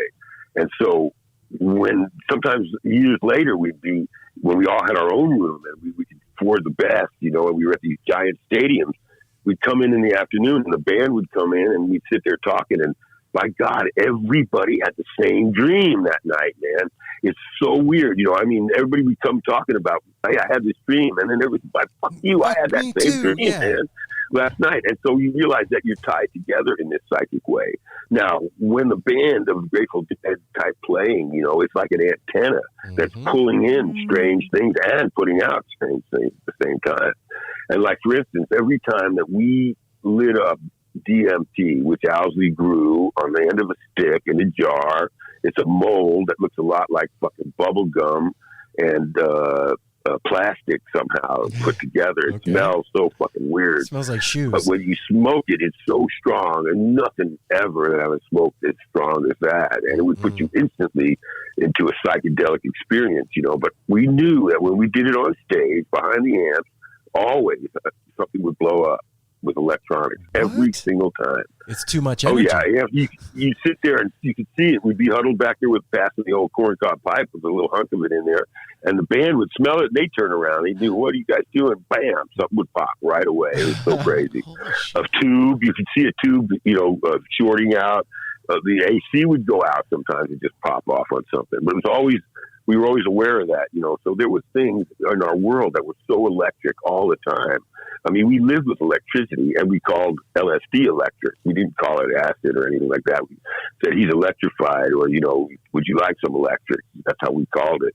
And it was like that. We knew that because I defy you. I defy anybody to tell me what that little drop, that tiny drop, which holds in it the slightest billionth of a pinhead of something else, that triggers your whole body to go into this other thing, you see? Yeah. And what is it? No one can tell you, man. Now, what we were taking then is not these doses, these micro doses. They were massive doses because we didn't know any better. We started taking Sandoz acid, which was from a pharmaceutical place, you know? And when that came out, pharmaceutical, it was great. Man, there's nothing like that. That Super was the clean. best. The hallucinations, the fucking whatever happened to you. And that was what Owsley was trying to do, make something as pure as that. And that was his quest for a while, you know. And so he was able to accomplish that by means that would take me another couple of 15 hours to explain to you. But he, you know, so when we took that stuff all the time with us, it began to unlock the secrets of the universe to us. And I know it sounds silly to people because Doesn't sound what silly. did rock and roll really mean to the universe? It means a lot. What does it mean to you? Because you've been so part of the because inside. in the beginning there was a sound, and to bring sound and to make sound for people to hear, you know, who knows if our ancestors haven't been in this quest to lead to this day, you know. In the words of the songs that Hunter wrote, it would seem like he was writing our destiny before even we understood him, you know. Well, even for people that he had never met, like me and Apple and Mel, like exactly, it did it for us too. I hear the music just like you do, I think he wrote St. man. Stephen about me, but he would never tell me. He always said, I write these things about everybody, but I'm not saying, you know, because he was inscrutable in that way, but you could tell. And sometimes he would come up to me while the band was playing, just blasting away. It's one of his other songs.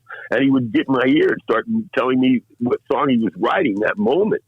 He would always be over in the corner, you know, while the band was playing and everybody was partying and blaring away at this amazing moment. I see him sitting in the lotus position on an equipment case, you know, and he'd be writing away on his pad, writing another song. It would just come to him at different times and places, you know. And the muse is what it's all about, man. Giving it a home and a place to hit you, you know, and make it comfortable. It comes in many different ways, and there was all the stuff around us. Was the stuff like you found in Paris in the 20s. You might have found in other places, you know, in their peak of their cultures. In Alexandria, when they had the library going and the knowledge was flowing through people and everything was peace and love or whatever, you know, these moments were what the Haight-Ashbury was like. And so to be spawned out of that and to have all that with us, my God, what do you think? Every day was like a holiday in a way, but it was hard work to do that. It is hard so work, it took these certain people, and you had this conglomeration of people that was incredible, you know? That's all I could tell you. It's still, everybody did their job really well. The vibration is still out there, man. It's still happening. It's echoing in all corners of the world right now. And the music is being played in every city in the country every day. So the music truly never stops. You're saying something though, Steve, about like there was a lot of participation, it sounds like, with well, the audience is what it's all about. Excuse me for interrupting you. No, Go good. ahead. No. That's what there would be so many times people would come to me and say, Steve, you know what? Jerry played to me last night. And I go, come on, stop it, you know. And I would ask him, and he says, yes, of course I did. Because, you know, you take that energy off of those people. And it's just, Jerry always liked to have the lights on a little bit so he could see the face of the crowd, you know. And if it was too dark out there, he didn't like it. He liked them to be a part of it with him in every way. And that was where he started that thing of as soon as we play it, it belongs to the people. And you know what we had to go through with record companies when we let people record at shows? It was war, man. They didn't. That was the antithesis of what they hated. Yeah, you're taking. And so their we would bread go out out of there their mouth. and play songs that we hadn't even recorded yet, brand new songs over and over again. That's the way the band did it. And then they would put them down on.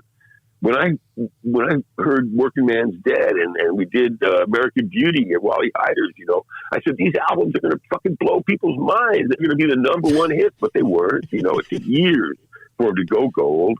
I just thought these were songs that people are going to, and now they're American classics, I believe. You know, yeah, they really are. Totally. Yeah. And, you know, it's endless. I mean, I was talking to you earlier about Jerry and Dylan and Frank Sinatra. You know, Right.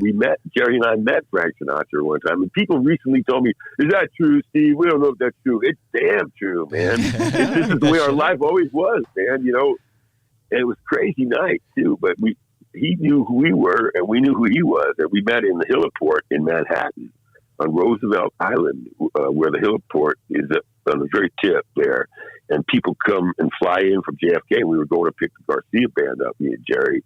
And it was a pouring rain night again, and I go in there. Jerry wanted to get out of the hotel, and he rode over in the van with me to go get Melvin and the girls and everybody. And I go into this Hillport, and it was just nobody in there. But I see this one guy sitting over there in a trench coat and the guy behind the counter, you know. Talk to the guy behind the counter, and then I look over, and it's Frank Sinatra sitting there. You know, blue eyes chilling. Walked over to him, and I said, "Hey, Frank, hi, I'm Steve, you know, Grateful Dead, and I got Jerry here." He said, "You got Mr. Jerry Garcia? Bring him in here right now." You know, he, just like that. I swear to God, he knew all about the Grateful Dead. And Jerry and him sat there, and they had such a great talk, man. It was beautiful. And then the rain kind of stopped, and Frank walked out. He threw his suit bag over his shoulder, put his hat on, you know, kind of waved goodbye to us. It was like a shot out of a movie. And he went, and he was playing in Atlantic City with Liza Minnelli and Dean Martin, or whatever that, Sammy Davis. Oh, shit. And Liza was standing in for Dean Martin that night. Wow. And I'd asked him, I said, "Hey, Frank, I know he didn't like to give people his autograph, but his mother had just died about a month before in a plane crash outside of Vegas in a private plane." Oh, shit. And my mother was like, she was big Sinatra fan. So you got to get him an autograph. Well, I had to. So I grabbed an index card, and he said, "For your mother, I'll give it to you." And so the promoter, Frank Russo was his name up in Providence. He had given me a poster of that show because he did it up in Providence, and I had that. I was going to give it to my mother when I saw her again. Mm-hmm. And so then I put that autograph with it. And somewhere, before she died, she gave it back to me. I got it somewhere in my stuff. Oh, that's cool, man. What a good son. That was an amazing moment, you know. I mean, so there was a moment where I met Frank, too. So both those people that I got lectured about, I had to end up meeting them in life. And evidence. Well, you know, and talking about evidence, only because somebody questioned me on it. Yeah, that's what I mean. You know, like, how dare you question me, sir? Because I don't lie about none of that. Why would I, man? I mean, that was the most beautiful part about going with Jerry to these places. Like when he was with Ornette Coleman, and just me, him, and Jerry are sitting there in the control room after Jerry played on his album, Virgin Beauty, and then the talk, they just spontaneously went into a talk about improvisational music. And if I could, I wish I had a recorder. I wish I could share that with the world. It was like listening to two angels talk about heaven, man. I mean, Do you remember any of it? Well, you know who Ornette Coleman is, man? He was talking about playing these deep sax parts, man, and these amazing music that he made in his life.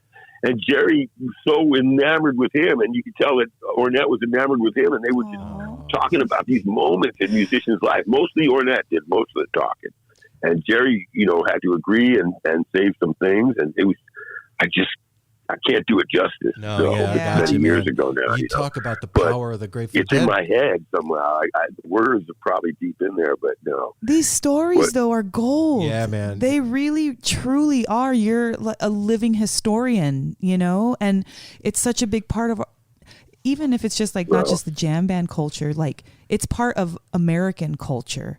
And well, you've got. I think No, I was just the gonna. Sirius radio show hits a lot of people's chord with them. I mean, they just give me so much back about how much it touches them because I talk about all this stuff and That's true. try to talk about history and everything that I know in my life that I had to learn. Well, thanks for giving back on a Steve. serious level like that. I was listening to your show today. You were interviewing John Mayer, and oh wow, yeah, that's a good show. It was a good one, and I just thought to myself, what a good this was great information. What you guys were talking about, and it was just just a normal conversation, but what you were talking about and some technical stuff and then some spiritual stuff and you're talking about all of it. And I think that's why you're so important to the culture is that you're bringing up the LSD, the drug use, you're bringing up the hard work, you're bringing up the religious and spiritual experiences, you're bringing up the music, you're bringing up close relationships. It's not one thing, it's all of it, and you're donating it to the world. Yeah. That's really, really awesome. Well, that's why I say I feel like Moby Dick, the last guy, there to tell the story. Because right now, Weir and I are working on something that's really big with FX, a TV series on my book, and we just started writing it, and we really got a great writer working with us, and that's going to be interesting too, because we're going to try to do some of the same stuff in that you just hit on there. Yeah. Perfect. But you see, you do have to give back sometimes in different ways, and so when you're lucky enough, I mean, who could ask for a better boss than Jerry Garcia in this world? You could not have. Let me tell you that right there. Mm-hmm. And how I ended up there, there was lots of guys that would love to have done that, but they just didn't work out, another way. That was your destiny. And then, to have people around me like Ramrod who was so caring and sharing with me and teaching people like that when they pass that on to you.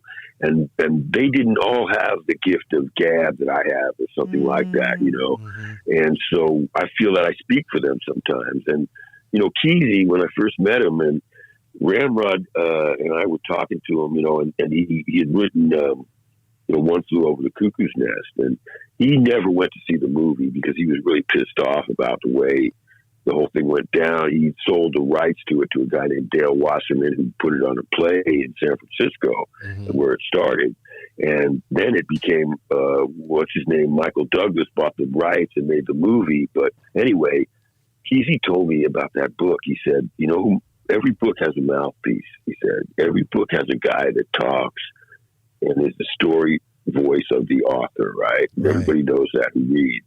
And anyway, his mouthpiece was the chief who didn't talk. It was brilliant, man. When he explained that to me, I understood things. There were people around me that were like that were sort of stoic in a way. Hunter, right? He could speak for himself for sure. Ramrod could speak for himself, but they didn't like to. Sometimes they were private people, Mm-hmm. And Jerry also was a private person. We all were in a lot of ways. So it was hard for me to start talking about everybody. But I realized that there's so much love out there for Jerry and for all these people, and to be so close to him like I was, be his best man and 2-3 of his weddings. I mean, that is like, these were special times and places, and I wanted to tell people about him and how amazing he was. Well, you see? Steve, for somebody like me that never met him, I miss the guy. I never even met him, and that just speaks to the profound nature of the effect that person and the music had on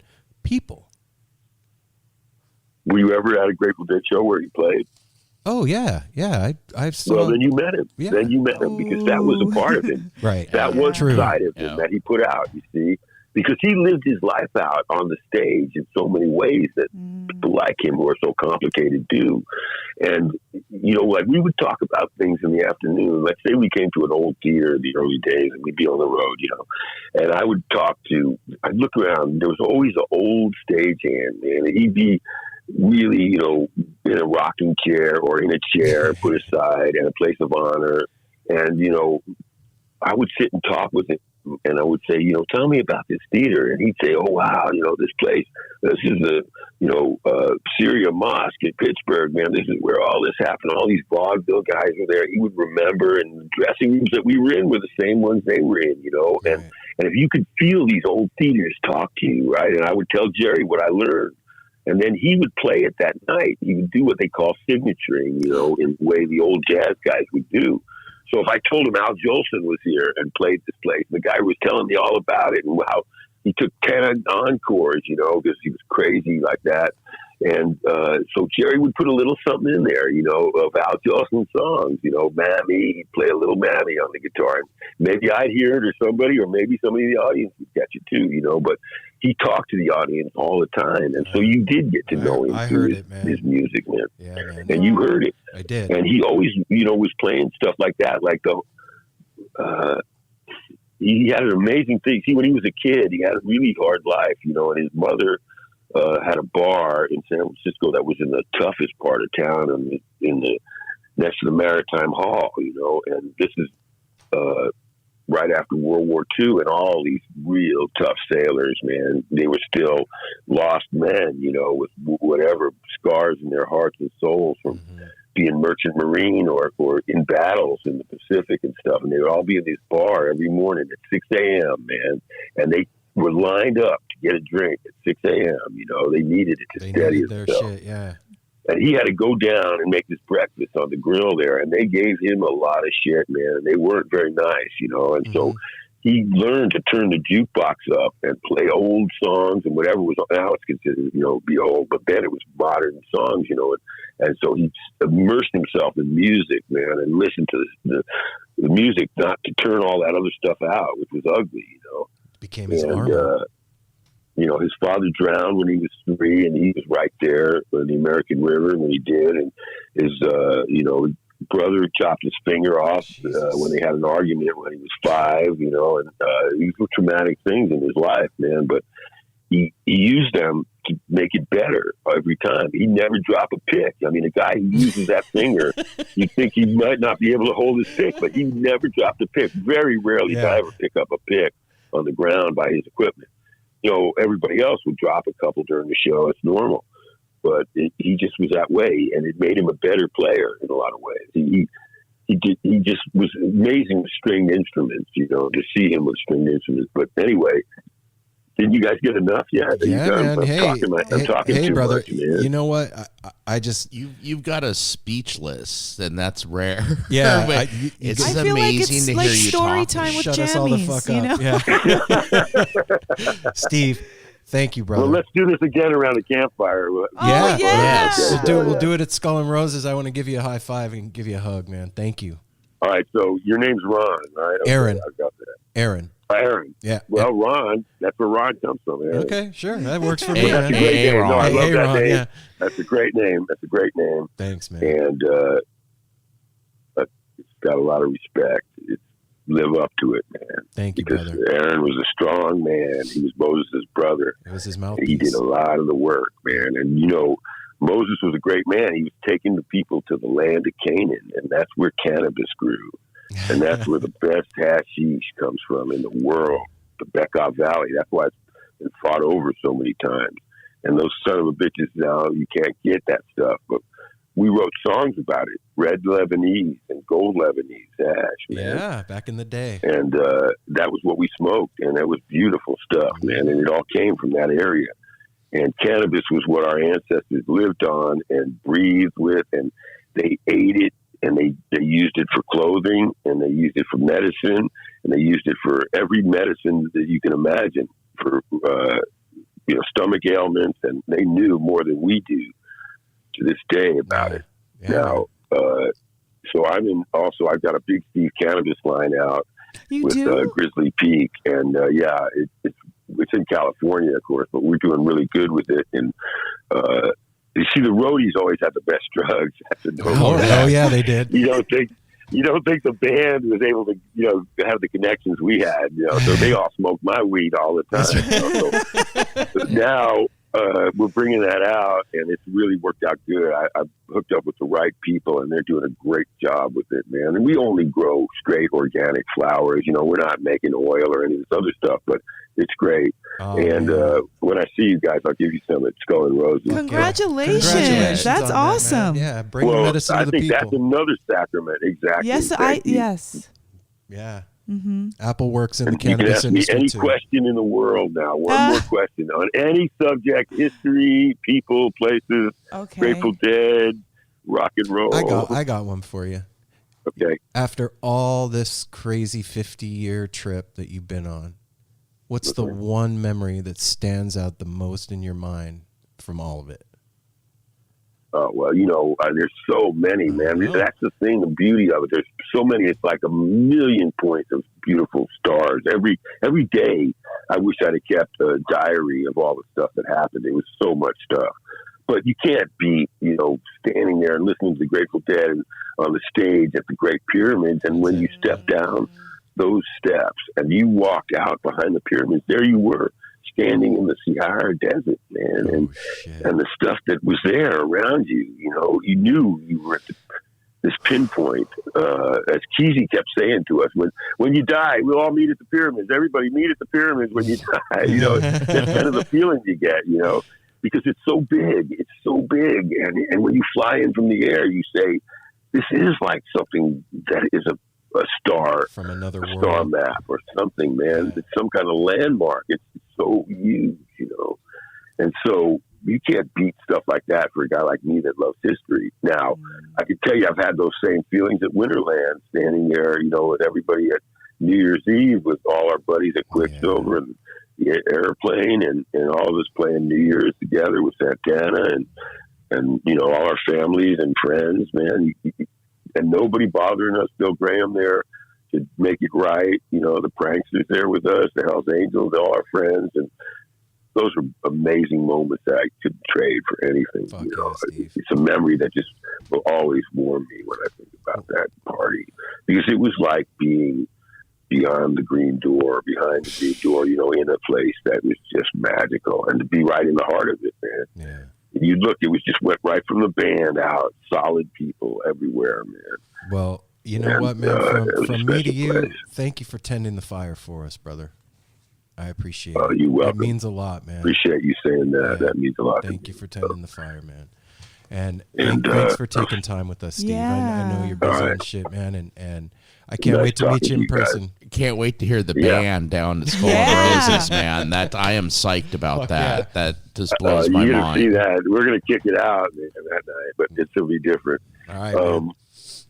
Also, if you're ever in Mill Valley, I'm at Sweetwater. I record my show there on Thursdays, or I do it live there on Thursdays sometimes. Cool. So if you hit it right, come see me. All right, brother. You got it, man. If you're ever up in Portland, you got my number. You got a home. We'll cook you a meal. You can hang out. We'll smoke some good Oregon bud with you. Appreciate that. Yeah. All right, brother. You have a good night. Real nice. Thank you so much, Steve. Have a beautiful evening. Nice talking to you guys. You too. Have a great Steve. night. Thank Okay. you. See you soon, Steve. Bye. Bye-bye. Okay, bye-bye. Oh. Wow. That just happened. Oh. Hey. Yay, us. Yay, Steve. That was so That good. was story time with Big Steve Parish, everybody. Yeah, I think I said 2 sentences. Yeah, I just said that was just yep, listen, and that could obviously go on for. Oh, dude, we could be here all night. When he said, "Well, I could tell you about that, but that'd take about 15 hours." I'd get into that, but that's about a week long. No wonder discussion. everybody wanted him around because he was like that. Yeah. He's like that. Well, he's going to learn from the security guards and from the old freaking roadies and the old, that's incredible. And it makes sense now more why he was Jerry's best man to me. Because Jerry, it seems to me in my head that Jerry was insulated from everything because he was traveling and going and doing all the stuff. He's got a guy that can go out and do all that the groundwork for him and fill like him his in. rock, yeah, too. Like that rock, that solid person that you can. Oh, dude, yeah. Here, let me put my head on your shoulder for a minute, brother. Yeah, fuck. Yeah. And he's got his back. you're gonna be taken care of, Jerry. You're gonna, I can understand that's like a solid. why Steve would need somebody to like what do you want to know? There's too many things. Yeah, in where do his I? head. Okay, here we go. Yeah, well, what's the question? Because I'll answer it, but you got to. Well, I don't even think we. There was nothing to Did we ask a question? No, there was really nothing to. I mean, I asked a couple, but there was just based on what he was saying. He's so dynamic. So that is my favorite kind of storytelling. Yeah. That style of storytelling is my favorite because there's a lot going on while he's talking. He's not just talking about what he's talking about. There's a lot happening. And you feel it's like a train gathering steam. You feel the energy building and coming out, and sometimes it gets a little blocked up, and it's like you feel his the energy. voice. Like he said, electric. It's electric. The way he talks is electric. It builds electricity. It's wow. That's true. True is wow right now. Well, all of us just wow. And what I love is one, he knows how fortunate and lucky and blessed he is. That right there. And the whole cannabis thing too. The cannabis thing, his openness, just the factual, it's just facts. We were taking a lot of acid. It was because of the psychedelics. Yeah. Ain't nothing to hide. Yeah, it was a religious experience. Yeah, like when somebody's just able to just talk off the cuff, you know what I mean? And just their heart's open, their mind's open, they're just open. That is rare and something I aspired for. I think with people like Steve, what other people respond to, apart from the energy of it, is the fact that there's somebody that's just being themselves. There's no bullshit with him. He's not putting on a character. That's not a mask or a persona. That's fucking Big Steve. He's going to be like that at 3:00 in the morning when he wakes up. If you bumped him while he's sleeping, if you met him on a train, whatever. And that's not ego or bragging or anything. That's like, I did just, this. hey, man, this is my life. And that's a special there's a lot person. of people that it touched, like him. It seemed like him and Jerry were like brothers, like soul brothers, Mm-hmm. And that's why there wasn't really too much like time away from each other. They got another band, road traveling, like that's your brother for life. And in a weird kind of a way, like I was trying not to let myself be overwhelmed by the thought of having this conversation tonight. But in a way, it's like meeting the brother of the man that changed your world. Do you know what I mean? It's like what because Jerry's spirit is indelibly impressed upon Parish. Well, like he said, everybody. I wrote it right here. He said Jerry lived life on stage. That means that if you were at a concert, you were part of his world, what he was doing. It's like coming to someone's house. That was his house. Yeah. He was showing you what he was about. Yeah. There's no, especially after you taking LSD and doing all this shit, you realize there's no difference between the person in the 20th row or on stage or in the back. Right. We're all having the same dream. We're all having a similar experience. Like we're all getting healed. We're all getting our emotional fucking shit kicked out of us. Like it's happening. That was awesome. Yeah. No exclusion. Thank you, Steve. Thank you. Yeah. Wow. And if you needed more coaxing to buy tickets for Skull and Roses, like I don't know what to tell you, man. I can't do better than that. Well, that's as good as I'm gonna give you. So just as good as Kimak was last week is just as good as Big Steve this week. Like these guys that have been playing music their whole life. Musicians are just a special bunch of people. Yeah, these They're guys are like the bunch. old guard. This is the These old musicians guard. especially. These are the guys No, that have lived especially. it since the beginning. That's the old guard. Yeah. These Yeah. guys have no bullshit. and they've been around since the inception. Just someone who would dedicate their life to playing music is an admirable. It's very admirable. But if you listen to what he said, it was more than that. to yeah. them.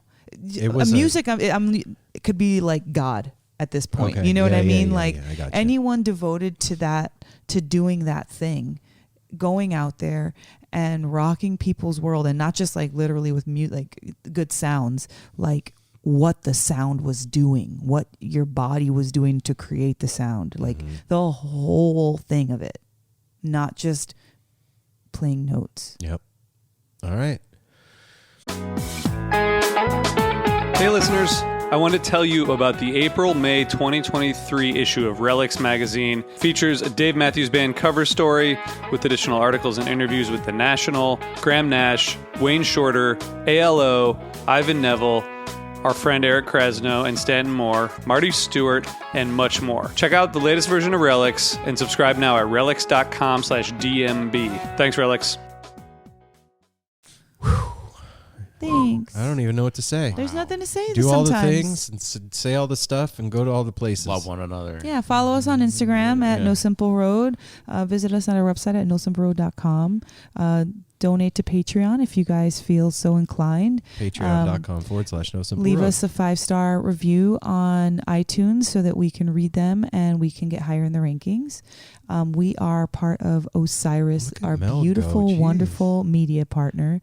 And we just want you to know that we love you, that we brought you the best of the best for Skull and Roses story time with Big Steve. Yeah, man. Enjoy yourselves and hug a stranger if it's appropriate. Smile at each other. And smile. Stay And, tuned. More know, to come. Safety third. know that No Simple Road loves you. We'll see you next week with more stuff and things. Peace. Be nice to each other. Mwah.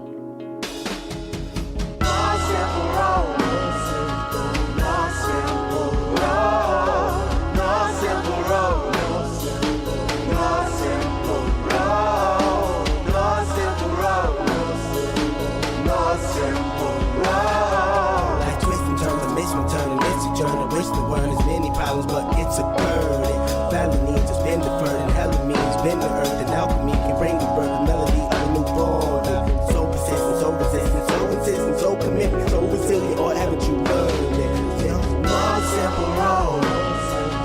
No simple road. No simple road. No simple road. No simple road. No simple road. My windshield is shattered as I focus through the spot in the corner that is still intact. The react is both a defense mechanism as well as a fear. We've traveled this road before, so we may think, but it's a tad bit of strange similarities that feed an A=A complex. The fears of your past do not equal the perplexities of the current road.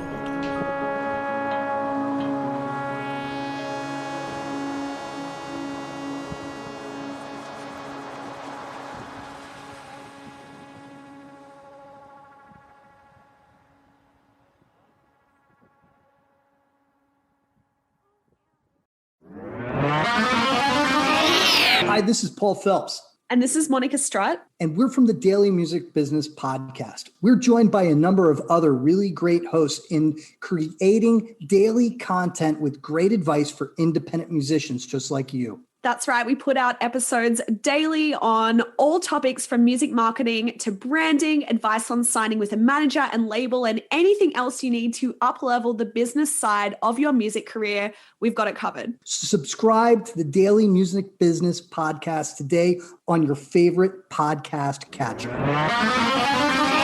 Subscribe today to the Daily Music Business Podcast on your favorite podcast platform.